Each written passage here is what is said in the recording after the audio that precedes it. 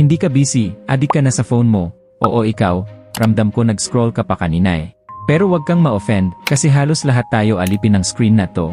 Ako rin dati, 5 minutes lang daw, ayun naging 2 hours, na para bang may full-time job ako sa FB at TikTok na walang sahod. Pero good news, may paraan para sabay nating putulin yung addiction na yan. At sa video na to, tuturuan kita kung paano mo kokontrolin sarili mo, promise, mas madali pa to kaysa mag-uninstall na hindi mo rin ginagawa. Kung ang phone mo may feelings, malamang iniwan ka na niya, kasi mas clingy ka pa sa kanya. Ngunit aminin mo, hindi ka naman talaga na walang time, sinasayang mo lang ito sa walang katapusang scroll na wala namang balik sa buhay mo. Sa makatuwid, ang unang step ay hindi disiplina agad, kundi awareness.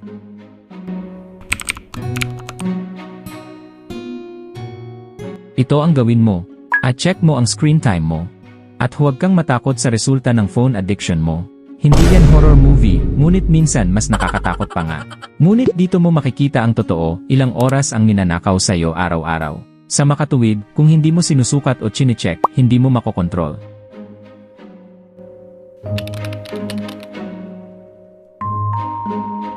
Hindi mo kailangan burahin agad ang mga apps, alam kong hindi mo rin yun gagawin. Ngunit ilagay mo sila sa inconvenient na lugar, ilipat mo sa last page. I-log out mo o lagyan mo ng timer.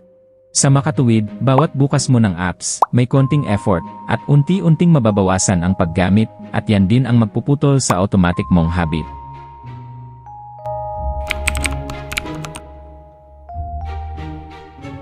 Dahil kung tatanggalin mo lang ang phone mo, hahanapin ng utak mo ang kapalit at babalik ka lang ulit. Kaya mag-set ka ng replacement habit. Halimbawa, kapag kukunin mo ang phone mo, gawin mo muna ang 5 push-ups, o uminom ng tubig, o magbasa kahit 1 page.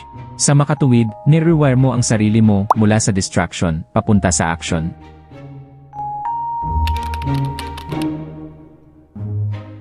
Kung may task kang dapat gawin, simulan mo lang ng 2 minutes. Ngunit huwag mong i-overthink, simulan mo lang. Sa makatuwid, tinuturuan mo ang utak mo na mas madali ang aksyon kaysa procrastination. Isulat mo ang mga no-phone zone mo. Halimbawa sa kama o habang kumakain, ay bawal mag-cellphone muna.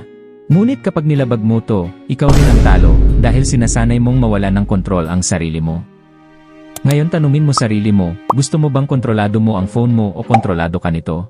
Kung handa ka nang baguhin yan, i-like mo to, mag-comment ka ng C-Control, at mag-subscribe ka. Kasi sa susunod, tuturuan kita kung paano mo tuluyang tatapusin ang addiction na yan.